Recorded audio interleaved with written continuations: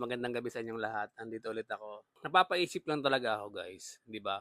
Pagka sa private company kasi, for example sa amin, isa akong facilities engineer sa company namin. Pagka meron po kaming project, siyempre una magpapa-bid kami, tapos yun ilalatag namin lahat ng requirement namin. From scope of work, tapos yung mga government permit, lahat ng permit, including Bureau of Fire, PESA, DOLE, kung local government man 'yan or under kayo ng PESA, kailangan lahat na-comply 'yun. And siyempre, after po ma-complete nung project, kailangan namin magkaroon ng punch list.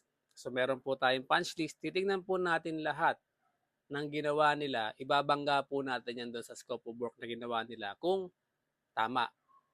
And during, construction po or during nung progress ng project, kung may mga materyales po na kailangan silang bilhin, for example, yung rebars, yung bakal, kung nagpapatayo po tayo ng building, from time to time po, i-inspect po namin yan doon sa planta nila. Titingnan po namin kung pumasa yan sa test ng, for example po, yung rebars.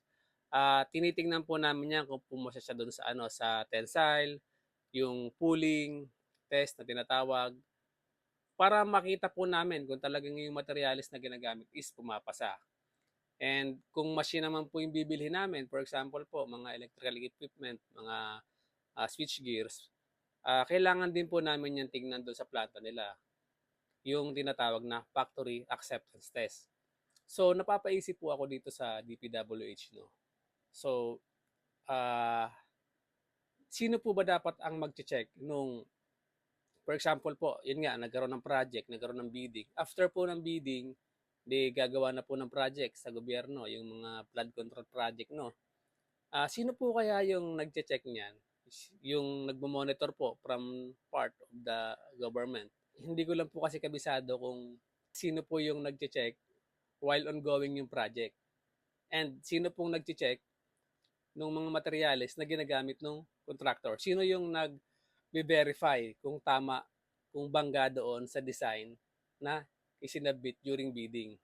So yun po, napaisip lang ako, no, kung anong kaibahan ng private sa public or dun sa government natin. Kasi kung meron pong nag-check and balance dyan, kung meron nag-check, hindi po magkakaroon ng ano eh, ng problema. Hindi magigiba yung mga project. Kumbaga, mas maganda sana yung kakalabasan. So yun, pakilinaw lang po sa mga nakakaalam kasi hindi po natin alam kung paano yung proseso sa kanila.